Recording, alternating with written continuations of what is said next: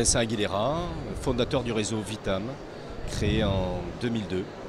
Nous évoluons sur le secteur de la dépendance avec deux activités distinctes mais à la fois complémentaires qui sont le portage de repas à domicile et l'aide ménagère ainsi que l'auxiliaire de vie pour maintenir les sujets dépendants à leur domicile. Aujourd'hui, le secteur d'activité des sujets dépendants est un enjeu majeur pour la France et les années à venir. Aujourd'hui, nous avons une prise en charge qui est assez vieillotte, puisqu'elle elle se base sur la loi 2002, la loi de Lionel Jospin à l'époque, lorsqu'il l'avait créée. Et les besoins ont tellement évolué, les besoins sont tellement grandissants qu'elle n'est plus du tout adaptée aux enjeux sociétaux, de la démographie, des problématiques connues à domicile et que rencontrent les sujets qui souhaitent ce maintien à domicile. Alors, la perspective du secteur d'activité, elle est à la fois une complémentarité de services qui peuvent être soit réalisés par la même structure, soit réalisés par différentes structures. La grosse problématique, c'est que les gens n'arrivent pas à se reconnaître avec la pléthore d'offres qui sont à leur disposition. De ce fait, aujourd'hui, très souvent les personnes, et surtout les aidants naturels, hésitent à faire intervenir plusieurs structures et préféreront demain faire appel à une seule et même structure qui prendra en charge de manière plus globale le service d'aide à la personne et surtout le maintien à domicile. Il y a des projets de loi qui sont en préparation. Il y a le plan vieillesse qui devrait sortir, si l'économie française nous le permet, bien évidemment. Nous avons une grosse carence à ce niveau-là. Quels sont ces manquements financiers? Ils sont essentiellement, alors je ne voudrais pas tomber dans le public pour tomber dans le public, mais le secteur public ne peut pas forcément tout financer. Je pense qu'il devrait y avoir un côté partenariat public-privé pour que tout le monde puisse participer de manière beaucoup plus grande à la prise en charge et aux besoins surtout des seniors qui sont criants aujourd'hui. Les conseils généraux ne peuvent pas absorber cette demande croissante et les conseils généraux seuls, avec une partie bien évidemment de financement de l'État, ne pourront pas, in fine, prendre en charge tous leurs administrés sur leur territoire. C'est de l'impossible. Ou alors on fera du bricolage comme on le fait aujourd'hui et les attentes et les enjeux ne seront pas à la hauteur. Ça va très certainement évoluer. Le cadre aujourd'hui de ce qui se fait dans le service à la personne n'aura plus la même conceptualité. Je veux dire par là qu'il va y avoir une prise en charge globale, qu'il va y avoir des liens avec la domotique, avec la technologie. Il va y avoir très certainement des synergies qui vont se faire avec des maisons de retraite, on le voit aujourd'hui. Des synergies avec l'hospitalisation à domicile, donc la télémédecine, les maisons de santé.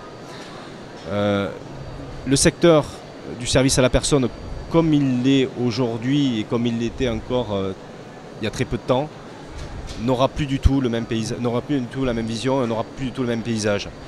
La personne âgée, lorsqu'elle viendra s'adresser à un prestataire, je pense qu'elle aura la possibilité d'avoir une gamme d'offres de services, tant technologiques, tant produits, tant services, qui sera complètement différente de celle qui est aujourd'hui, pas unique, mais complètement plurielle. Des rapprochements sont en cours, le paysage va changer, on ne va plus être, je pense, des indépendants, il va y avoir des gros réseaux, des gros groupes qui vont se constituer, on en entend déjà, qui rachètent beaucoup, ça structure, et la structuration permet aussi de pallier à ces problématiques d'offres de services. Elle permet aussi d'améliorer la qualité, de tirer les choses vers le haut, de faire des synergies et donc d'avoir une adéquation prix-service qui soit dans les attentes des personnes, des clients. Car on ne peut pas non plus augmenter indéfiniment les tarifs, ça coûte très cher. Et le maintien à domicile, lorsqu'on le fait, c'est pas 1 heure ou 2 par jour, c'est tous les jours. Pardon, pas 1 heure ou 2 par semaine, c'est tous les jours. Et tous les jours, ça coûte cher. Donc, autant que faire se peut, il va falloir que le projet de loi de finances, projet de loi de vieillesse puisse participer de manière grandissante à cette problématique-là. Et je pense que derrière, la réponse des entreprises ou des groupes de manière globale pourront s'y adapter. Mon ressenti sur le salon, j'ai fait le salon depuis sa création. Donc je pense que je ne vais pas apporter la pierre à l'édifice sur la qualité du service, la qualité du salon. Elle est toujours linéaire, c'est toujours intéressant, c'est toujours bien d'être ici. Certes, nous sommes plus sur une présentation lors du salon de recrutement de nouveaux entrepreneurs, de nouvelles implantations sur le territoire français. Il y en a moins que le départ.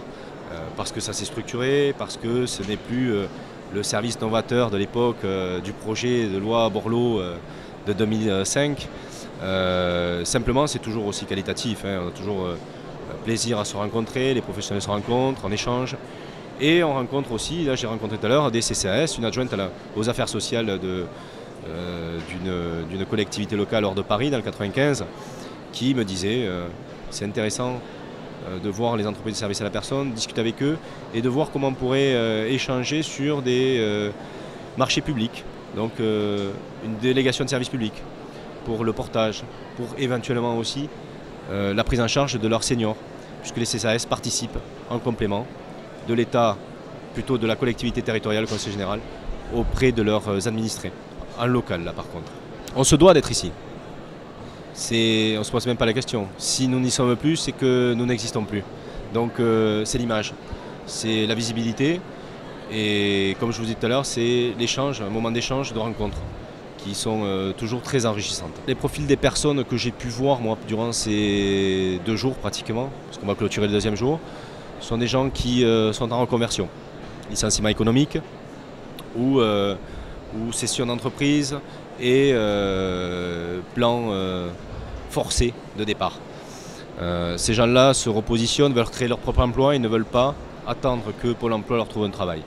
Ce sont des cadres, très souvent, qui souhaitent eux-mêmes prendre leur vie dans leurs mains et rebondir avec un réseau, que ce soit le mien ou un autre, peu importe, mais avec surtout un accompagnement à la création et ensuite à la continuité dans l'activité et le développement.